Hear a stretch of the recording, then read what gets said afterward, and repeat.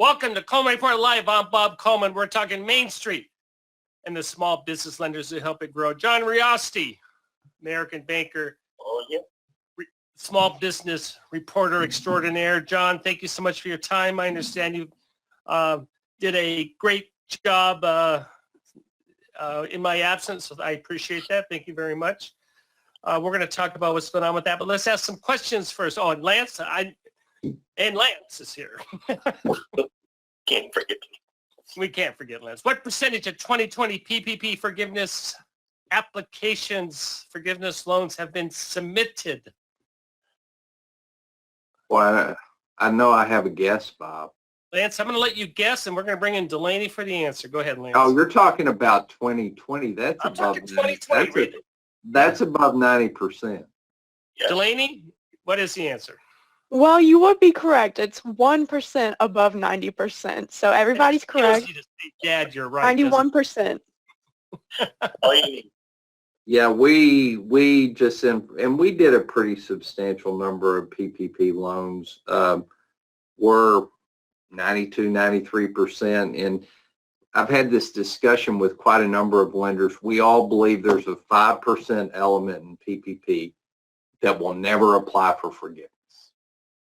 And you know, I may be wrong, but even in 2020, the 2020 borrowers tended to be business entities.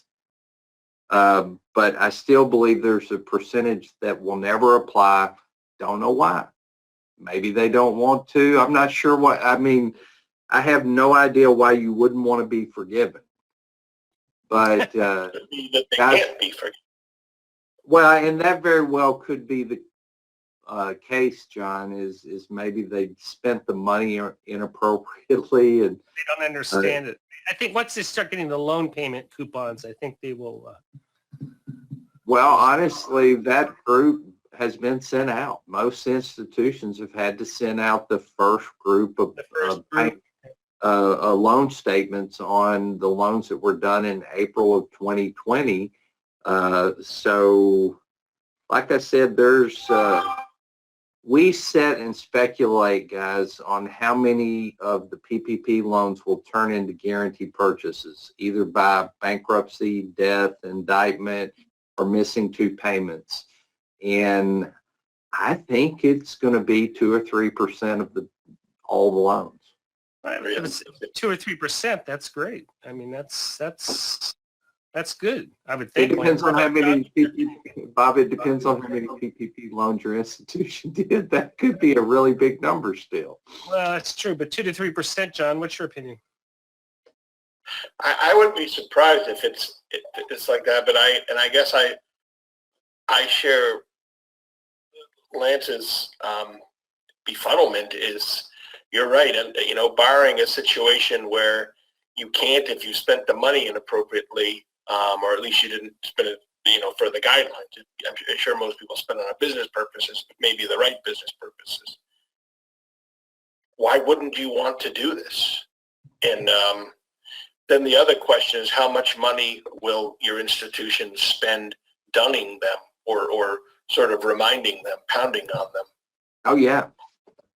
That's a cost and an effort. We primarily use a team of telephone people and email blasts to encourage people to apply. But I mean, we are constant, a couple times a week.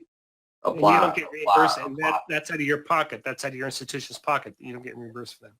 And there are still people who won't apply. And the other concern that I have, and I'll be quiet after this, are the articles that I'm seeing about PPP borrowers who not going through the direct portal, but going through banks and having difficulty because the bank's saying this is your forgiveness amount, and they either accept it or, I mean, I read an article the other day about a small business that had a $30-something thousand PPP loan, and the bank comes back and said, oh, we miscalculated the amount you could borrow. You're going to have to pay back this much. So, I mean, I'm concerned about that type of situation. Hold that thought, Lance. Let's go to our second question. Okay. Lance, you're obviously you're either off script or you're read the script, Bob. or you're setting us up, do you have a strategy for what Lance described? So either Lance, we are on top of it, or you're. Well, I just had a conversation. I had a conversation with a non-Fountainhead PPP customer who somehow got my name from Google or something, but they had a loan that would have been perfectly eligible for direct forgiveness, has been battling with their institution on how much the forgiveness amount is. The institution wants them to submit an amount that's less than full forgiveness, but they spent all their money on payroll, 100% of it. And they want to submit for full forgiveness, and they're kind of at a standstill, and about the only thing they can do at this point, guys, is go ahead and agree with what the institution says and then appeal it. And who would they appeal it to? Well, the problem is until the PPP forgiveness application is submitted to SBA really don't have anything to talk to you about. The institution has to make a decision and submit it to SBA so SBA can talk to you about it. So, Lance, we asked the question, do you have a strategy? What is your, you don't have to be very specific, but do you have a strategy for this, and how do you handle it?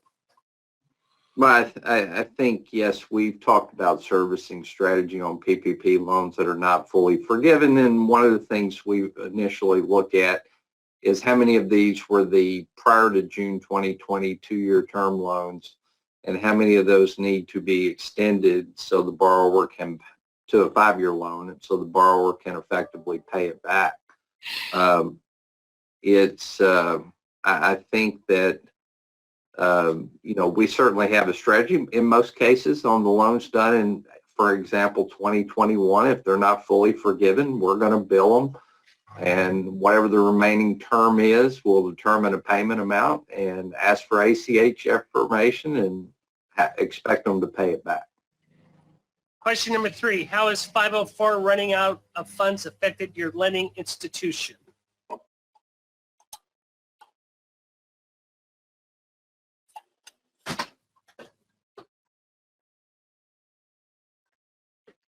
Any surprises there, gentlemen? Well, I'm surprised because, yeah, if you do the 504 third-party loans, it's been a great loan, a great service for your customer. You give your customer a long-term great, incredible blended interest rate, better cash flow for your customer. So if you're doing 504 lending, I think it has affected your institution some. Now, if you're not, Bob, maybe some of the folks are not doing third-party loans. So it's, but that's, I wanted to do that. Obviously, we have a week left of that. We're ready to go. Mr. Riosti, what's going on in Washington? I'm confused. I am too. Okay. There's, the SBA programs that we talked about last week with Joseph are all part of just, I guess, a massive confusing scene with the budget, and now then you have to massive confusion scene. I like that. Well, massive, not nasty. No, I said massive. No, you're right. Massive. But now you have to, there's this issue of the debt ceiling, and right. That could shut everything down. And I think these are periodic things, and if you go back on Google, you could probably find 3 or 4 instances of debt ceiling debates over the past, 5, 6, 7 years. So absolutely. I imagine it will get solved. I hope it will get solved in a way that things can go forward on October 1st. But that's above my pay grade and beyond my capacity to influence or even understand. So yeah, I think I'd be shocked if it wasn't solved. The Democrats control everything right now. Well, I know one or two votes. I know there's splinters, and I know it's this close. But you're reporting last week on we hear these things coming out, the direct loan program, a special funding for hospitality, PPP 3.0. I mean, that's all rolled into this, right? And they're the good news, they're talking about it, but we have no idea what's going to happen, correct?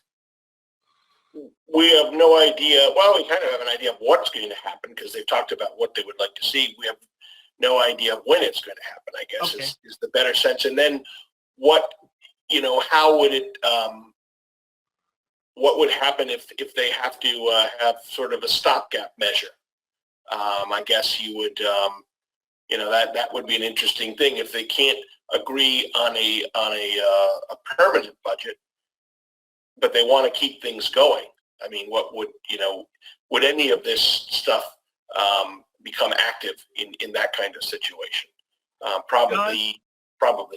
But things near and dear to lenders' hearts, the ongoing 55 basis fee, the guarantee fees, the guaranteed percentages, any of that changing? Obviously, what happens October 1 to all three of those items? I've seen notices, but again, it's tied in with the budget, correct? That's a good question. What I've seen is I saw, and we were talking about before the program started, the proposal to reduce and eliminate some of the fees for loans of $350,000 or less, so that the guarantee fee and I guess The ongoing fee. the ongoing fee. I sometimes get the terminology wrong, but those would be eliminated for loans of $350,000 or less. I'm not certain right now if that's tied to a budget or if that just becomes active on October 1st. But hopefully, one way or the other, it would happen quickly. I don't think it's tied to a budget, but I'm not 100% certain. I saw the fee schedule release, and I don't think it's necessarily tied to a budget. And Lance, when was that, for people who don't know what we're talking about, when was that released? Last week? What was the date of it? Just Yeah, ballpark. I don't know the exact date. We will talk about fees before the first, so either tomorrow or Monday. So we will address that to let you know what's going to happen, because October 1st, things will be changing. Well, John, I just want to pin you down. One thing you said, we know what's going to happen. Can you be more specific about that? What do we know will happen? Well, I don't want to say we know what happened. We know what they would like to happen based on the hearing. What I would like to see, and we talked about this also before the show started, is just how big is the program? How big are both programs going to be? 7A and 504. We have a situation where 504 is maxed out well before the end of the fiscal year, and SBA it may max out also very shortly before the end of the fiscal year, so that's not as big a concern. But if you look at the weekly lending reports, it's in unprecedented territory, 32 billion plus of originations. So I know that they're talking about a direct lending program next year, and that theoretically might take some of the, shift some of the business conventional regular 7A is seeing over into direct, but maybe it won't. Maybe there's just enough demand, and maybe the demand will continue to grow, that you could have significant demand there. You could have the program, the direct lending program, and you could have 504. I mean, 504 needs more money. There's. Sure. John, any pushback on your reporting last week on the direct lending program? No, I could tell you it got good readership, but no pushback or comments that I was made aware of. That's a sad thing. I wish more people would comment to me, but they don't. So. Well, maybe that's a good thing. I don't know. Go ahead, I don't think you're going to find very many banks that are doing 7A lending that are excited about an idea of a direct lending program. And again, we talked about this before the show. A great poll question, Bob, is how many people, I said this the other day, how many people have ever actually done a direct SBA loan? Lesson, yeah. You know, I was telling John before the show, SBA had a reputation of being slow, incredibly slow, and requiring an incredible amount of paperwork. And that was when it was direct lending. You know, when banks jumped in and become participant banks and the 7A program rolled out, it got quicker. And then SBA improved the requirements and the documentation requirements and even got quicker. So, you know, I have a hard time, and I told John this before the show, I'd rather see them take the $4.5 billion and put it in 7A and 504 programs that are working incredibly well. Give them some more money. Yeah, that's a really good program because, a good point rather, because the idea of a direct program, you know, creates two issues. One, it's going to put, you know, the government competition with the private sector, and it's going to create perception issues. I mean, they're not going to function exactly alike. One is going to function better than the other. Well, hey, John, in the old direct lending days, Bob remembers this as well, a borrower had to bring 2 bank turndown letters in order to get a direct loan. So are we going back to, would we have to go back to that? Maybe. And remember ancient history remember the assassination attempt on President Nixon when Sean Penn played that great role in where they tried to hijack the plane out of Baltimore, Lance. Do you know what the impetus of that was? Did he get turned down on an SBA loan? He applied for a tire shop loan and he got turned down on a direct SBA loan. So his, oh my goodness. Fascinating story. That's why TSA moved out. They went in. He was going to hijack the plane and crash into the White House. But oh goodness. I'm not blaming SBA. I'm not blaming anybody. I'm just saying historical context. I'm not saying they can't do it and be incredibly successful with it, but oh my goodness, guys, there's so many things to work out. And in order for a program like this to work, in order for it not to irritate the people that have made SBA what it is over the last couple of years, the participant bankers. So a lot of things. Let's bring in Delaney. Delaney, our stats. Give us the PPP forgiveness updated stats. The numbers are staggering. What do we got? So the direct forgiveness portal reached a huge milestone. SBA released a press release yesterday, and the direct portal has received over 1 million direct forgiveness applications. This is totaling $17 billion. As we mentioned earlier, they're already over 90% of the 2020 applications. They're about 2/3 of the way with the 2021 application, so they're just breezing by. I believe this all happened in under 45 days or right around 45 days. Not only that, they've more than doubled the number of lenders who have been participating in the direct forgiveness portal. I think they did a great job with it. What do you guys think? Yeah, Lance, the SBA's got to be pleased with those numbers, I would think. Oh, they absolutely have to. And all the lenders that are working in the direct portal agree with what Delaney said. It's been incredible. And it's helped to speed up forgiveness, simplify forgiveness. And SBA's popped out a lot of different platforms.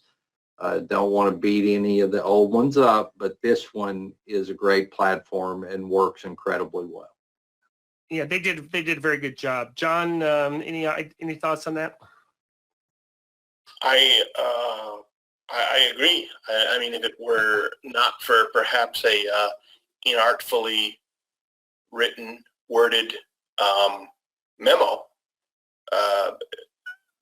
maybe there would be nothing but good things to say about this. But there was a little bit of a controversy, and maybe that ties into some other currents. But you can't argue with the numbers. So, John, you could tell you're a wordsmith. I love it. Inaccurately worded memo. Good for you. I said inartfully. John, thank you so much. I appreciate your feedback. And next week should be interesting with first of the year. We'll see what happens. All this stuff is coming to a head. Lance, as always, thank you for your feedback. Delaney, thanks for the stats. And thank you all for joining us today for Coleman Report Live and for supporting America's Main Street, one entrepreneur at a time. Thank you. Have a great day.